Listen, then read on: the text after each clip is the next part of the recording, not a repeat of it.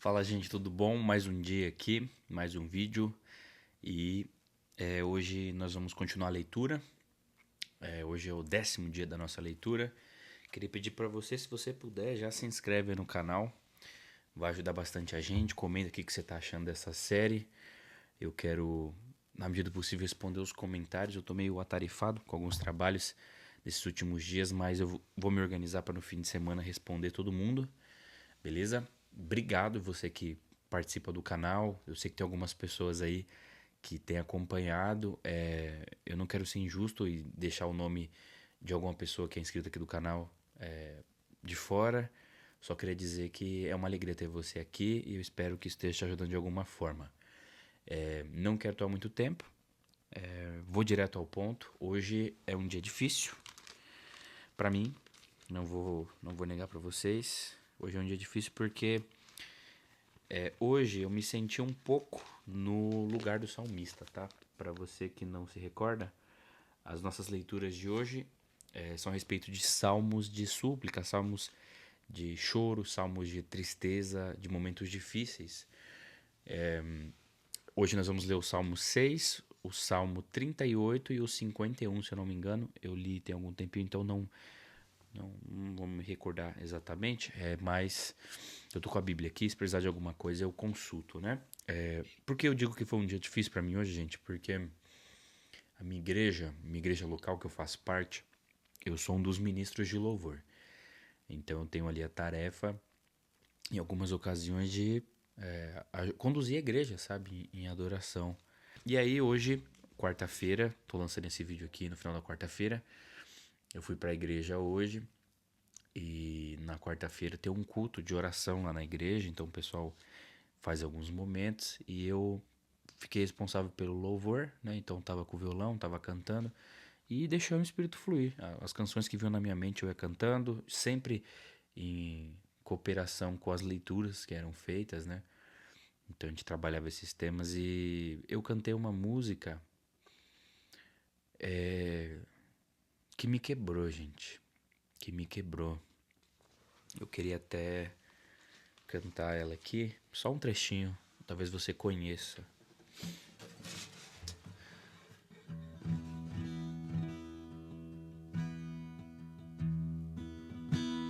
É do aquele rapaz do Israel Subirá. Eu já escutei muito ele na minha adolescência, né? Como podes me amar, Deus, sabendo do meu pecado e que o meu coração já não bate mais como já bateu. E essa frase aqui me quebrou, gente. Eu lembro que quando eu cantei essa parte, né? E que o meu coração já não bate mais como bateu, eu comecei a chorar. Porque eu não sou mais a pessoa que eu era quando eu entendo que eu tive um encontro com Deus, que foi com meus 19 anos. Os meus pais fizeram um ótimo trabalho, eles me preservaram no caminho desde o meu nascimento, então eu creio que meus pais, eles cultivaram uma semente, sabe? Que floresceu quando eu tive o meu encontro com Deus aos 19 anos. E hoje eu tenho 28, né? Hoje fazem quase 10 anos do meu encontro com Deus. Eu vou fazer aniversário mês que vem. E curiosamente, o meu encontro com Deus foi no dia do meu aniversário, de 19 anos, na igreja, num domingo. E o pastor pregou a pesca maravilhosa e o Espírito Santo falou comigo. E dali pra frente eu nunca mais fui o mesmo, né? Mas hoje foi muito difícil porque essa frase, né? Como podes me amar, Deus, sabendo do meu pecado? Ele conhece, sabe, todas as minhas falhas, ele conhece todas as suas falhas. Sabendo do meu pecado, sabendo o que eu faço de errado. Como podes me amar, sabendo que eu sou fraco e que o meu coração já não bate mais como já bateu.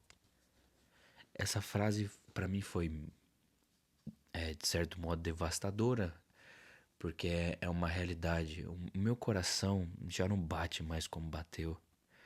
Eu já não tenho mais aquele primeiro amor que eu tinha quando eu tinha 19 anos, que eu queria converter todo mundo e eu achava que ia salvar o mundo. O meu coração definitivamente não bate mais como já bateu, porque as circunstâncias da vida, as escolhas que a gente faz, os erros e os acertos da nossa vida vão moldando o novo ser que nós nos tornamos. Então, hoje eu me peguei cantando na igreja e quando eu cantei essa frase, como podes me amar sabendo que eu sou falho e que o meu coração não bate mais como bateu. Então, hoje foi um dia difícil, eu falei, cara, eu não sou mais a mesma pessoa. Isso é bom, mas também é ruim. E isso me levou para os Salmos, né?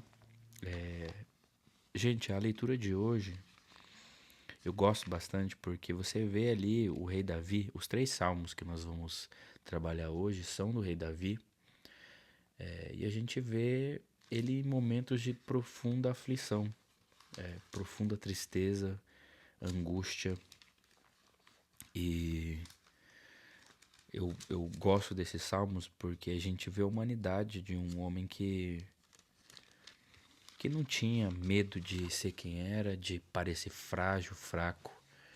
E talvez hoje você esteja nessa situação, talvez eu esteja, uma situação onde a gente se vê impotente, a gente se vê mal.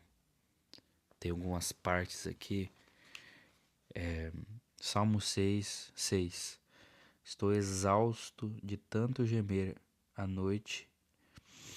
Estou exausto de tanto gemer. À noite inundo a cama de tanto chorar e de lágrimas a encharco. A tristeza me abraça à vista. Meus olhos estão cansados por causa de todos os meus inimigos.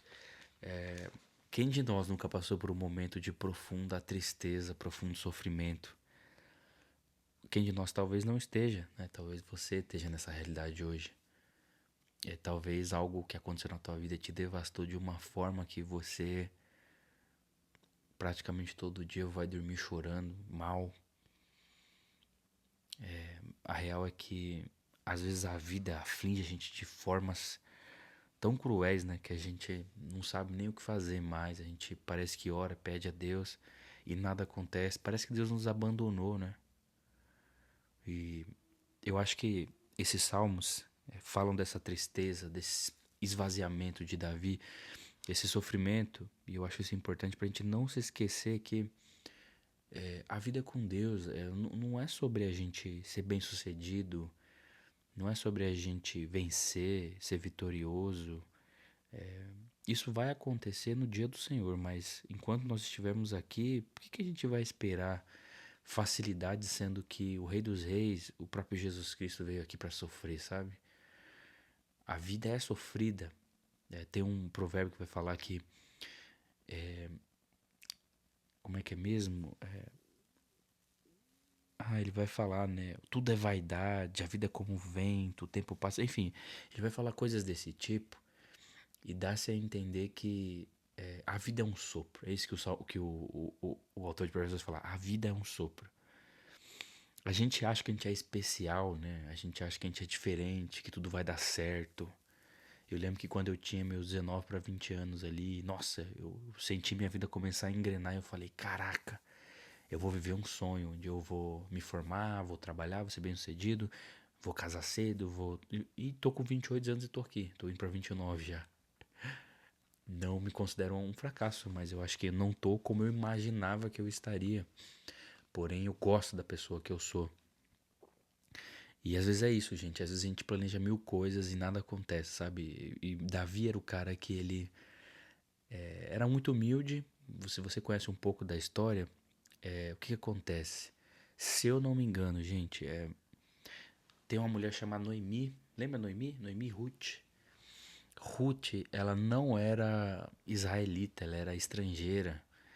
E ela, enfim, acontece uma coisa na família dela. Você pode ir no livro de Ruth, que a gente não trabalhou aqui. E Ruth, ela vai, depois de uma catástrofe familiar, ela vai morar novamente em Belém.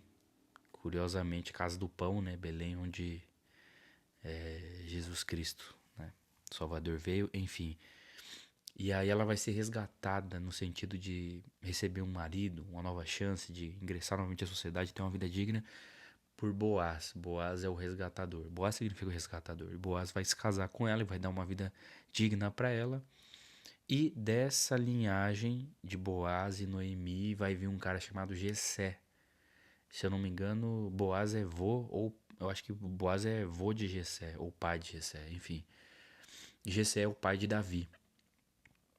E Davi é um cara simples, o filho tido como mais fraco, mais vulnerável, mais inútil. E, e aí, de repente, o profeta Samuel vai lá na casa dele, como a gente leu aqui, e fala: Cara, você vai ser o rei. E aí, talvez Davi tenha achado que a partir dali a vida dele ia mudar para melhor e tudo ia dar certo. Davi então começa a ter uma guinada na carreira dele, onde ele vai matar Golias, ele vai se tornar alguém importante, ele vai se tornar um herói de guerra. Mas depois ele começa a ser perseguido, ele passa por bons anos assim, sofrendo muito, sendo perseguido, tendo que se esconder. E aí você às vezes pensa: caraca, parece que tudo ia dar certo agora e parece que minha vida só tá atrasando, sabe? Então é um negócio bem difícil. Às vezes a gente é como Davi, sabe? Às vezes a gente, quando é novo, recebe promessas, oportunidades, a gente acha que a nossa vida vai deslanchar e não deslancha. E a gente começa a sofrer. Sofrer pela pressão, né, que a gente colocou em nós mesmos, ou as pessoas, ou uma pressão social. E aí a gente se vê nessa situação. Então você vê Davi, aquele cara, dizendo aqui: eu não aguento mais chorar. Quando eu coloco a cabeça no travesseiro à noite para dormir, eu não aguento mais chorar. Talvez você seja essa pessoa. E eu oro para que você encontre um caminho e que você persevere mesmo nesse momento difícil, porque vai passar, velho. Tudo passa. Eu acho que a coisa mais difícil que você pode dizer para alguém que tá numa situação difícil é a maior realidade de todas. É que vai passar. Tudo vai ficar bem em algum momento, entendeu? Assim como os momentos bons não são para sempre, os momentos ruins também não são para sempre. E os momentos bons só existem e são maravilhosos porque você sabe o que é passar por momentos ruins. E Davi sabia o que era isso. O Salmo 38 vai mais ou menos nessa linha. Ele fala que ele tá ruim de saúde, ele tá péssimo de saúde, que ele tá sofrendo muito, que ele errou e ele tá pagando o preço disso, ou seja, tá colhendo as consequências das escolhas dele.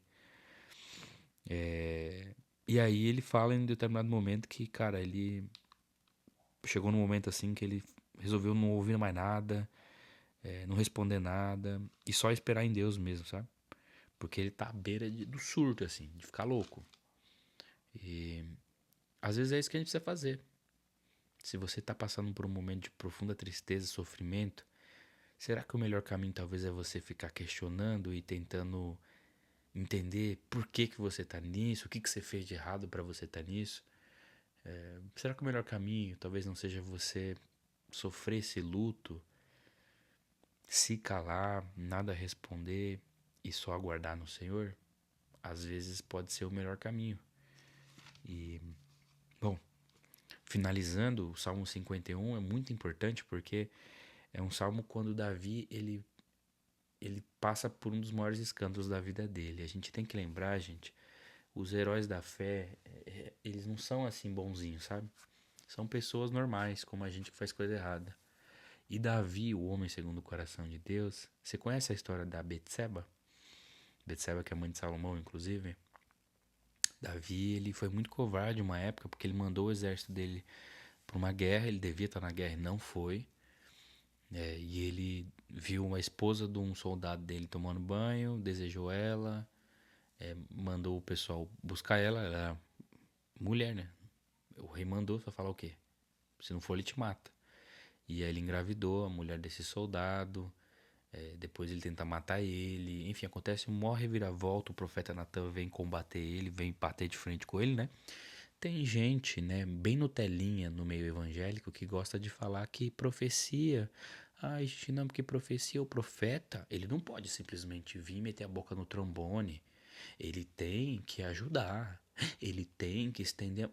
Gente, que Nutelice é essa, cara? Cara, o profeta Natan vem pra arrebentar ele.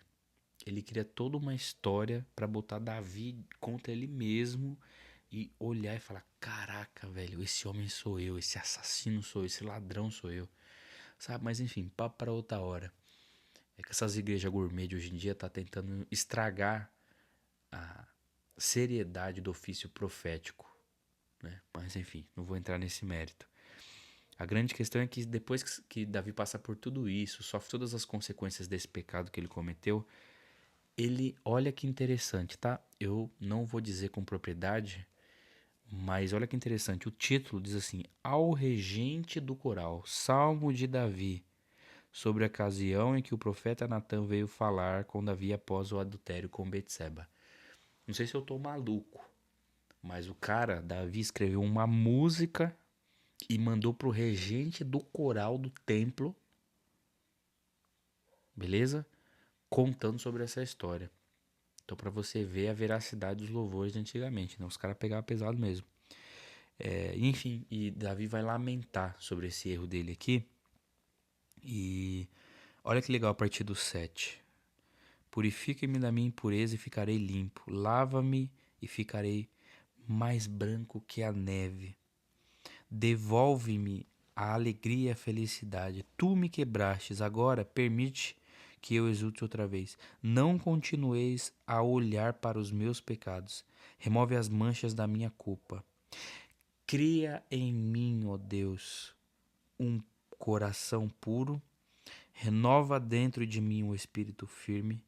Não me expulses da tua presença e não retires de mim o teu Santo Espírito. Restaura em mim a alegria da tua salvação e torna-me disposto a te obedecer. Cara, isso aqui é muito forte. Não me expulses da tua presença e não me retires de mim o teu Santo Espírito. Aí eu volto para a ocasião que eu vivi hoje, né? Meu coração já não bate mais como bateu. Gente, eu acho que o pior inferno que a gente pode viver é não sentir mais a presença de Deus. Por quê? A gente pode ser feliz com muitas coisas na vida, gente. Não vou ser mentiroso e falar pra vocês que o único caminho pra você ser feliz é você estar dentro da igreja, é você seguir ali em um negócio lá. Não, você pode ser muito feliz fazendo muitas outras coisas que não tem nada a ver com a tua espiritualidade. Mas são prazeres momentâneos, passageiros e que precisam de novas doses, né? E para falar a verdade, todos eles se assemelham de alguma forma porque afagam o nosso ego. Mas a presença de Deus é uma. Quando você sente a presença de Deus, é uma sensação diferente de todas as outras experiências que existem. Então, não tá no mesmo nível de comparação. Não tem como você tentar comparar o que é você ter uma família feliz e sentir a presença de Deus.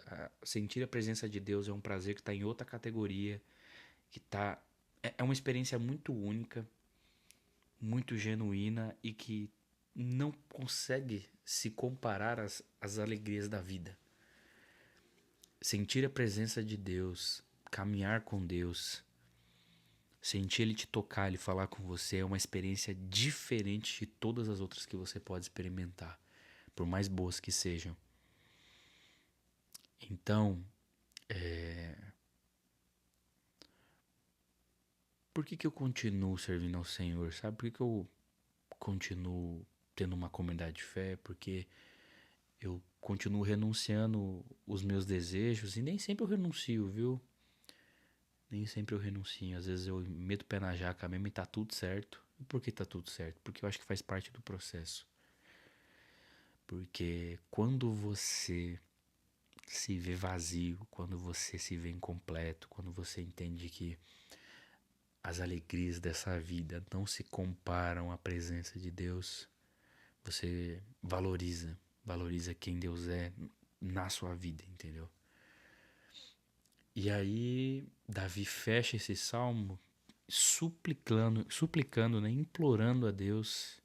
Então Davi implora a Deus, falando: Deus, Pai, Senhor, cara, eu tô na merda, irmão. Eu tô sofrendo muito, mas assim, a única coisa que eu te peço é não retires de mim a tua presença. Não me expulses da tua presença, não retire de mim o teu espírito. Porque se eu perder a tua presença, se eu perder o teu espírito, se eu for expulso da tua presença, eu tô perdido. A real, gente, é que eu volto para Deus e eu escolho Deus, porque um dia Ele me escolheu, obviamente, mas porque a paz que excede todo o entendimento, que nos guarda, que nos livra, que nos dá uma vida significativa, ela só está em Deus, ela não pode ser encontrada em nenhum outro lugar. Por favor, me restaura a alegria da minha salvação. E eu acho que essa é uma oração sincera do salmista que nós devemos fazer sempre. Porque nós vamos esfriar. O nosso coração vai querer parar de bater se não parar como já bateu. E eu espero que nesse momento, ou nesses momentos, a gente consiga olhar e implorar para Deus. Deus, por favor, Pai, não tira de mim o teu espírito, não me afaste da tua presença. Que nunca nos falte esse desejo de pedir por isso, sabe? Porque a única coisa que eu tenho na vida é Deus. Eu sei disso porque tudo que eu faço, tudo que eu sou, é porque Deus é para mim. É como Paulo fala, eu acho que em Romanos, mas pela graça sou o que sou. E o seu sacrifício para comigo não foi inútil. É isso, gente. Se eu consigo estender a mão para uma pessoa que precisa, é porque Jesus estendeu a mão para mim e me transformou. Se eu consigo tolerar gente que eu não gosto, é porque Jesus estendeu a mão para mim e me tolerou. Se eu consigo ser algo bom, se tem algo em mim que presta, é Deus. Tudo que eu faço que é de alguma forma digno, é porque eu sempre penso o que Jesus faria. Então, assim como tem aquela frase famosa, né? O que você vê de bom em mim é Cristo. E o que tu vê de ruim sou eu. O Spurgeon, ele fala outra frase que eu acho muito interessante. Charles Spurgeon falou uma vez: quando alguém falar que você é uma pessoa ruim, meu, agradeça, viu? Porque você sabe que você é bem pior. É uma realidade. Então, acho que Davi entendia isso e eu queria frisar que Davi era o homem segundo o coração de Deus, não porque ele era bonzinho, tá? Vai ter muita gente aí no meio religioso que vai dizer que Davi ele errava, se arrependia e nunca mais cometia o erro. Davi vai errar até o fim da vida dele. Mas Davi, todas as vezes que ele errou e Deus o confrontou, ele desesperadamente se arrependeu. E essa é a real. Vou te dizer uma coisa aqui que não é convencional e nem é religiosamente correta. Mas, cara, entre você não errar e ser uma pessoa arrogante, soberba, uma pessoa que se acha boa, uma pessoa que acha que tem algo especial, que é diferente, entre você ser isso e você ser alguém que erra, que quebra a cara e entende, eu não presto, eu não consigo, eu não sei, não vai dar certo se não for Deus da minha vida e por isso eu me arrependo e reconheço a minha falha e me coloco debaixo do senhorio de Cristo. Seja essa segunda pessoa. Porque você vai ter uma jornada muito mais verdadeira e o seu coração vai estar no lugar certo, que é em Cristo. Então se esvazie de si, como Davi se esvaziou. E peça a Deus que Ele faça o seu coração bater como já bateu. Ou talvez de uma forma diferente, como já bateu. Eu não acredito que a gente vai voltar atrás e viver a mesma intensidade, a mesma alegria de memórias que tivemos em momentos legais da nossa vida anteriores. Mas eu acredito que o novo de Deus, ele vai ser infinitamente melhor, mais incrível do que qualquer um de nós já viveu ou pôde experimentar. O vídeo ficou extenso, mas eu acho que eu precisava passar esse recado. Orem por mim, vou orar por vocês e nos encontramos no próximo episódio, que se Deus quiser vai sair até o final de semana. Beleza? Beijão. Fique com Deus.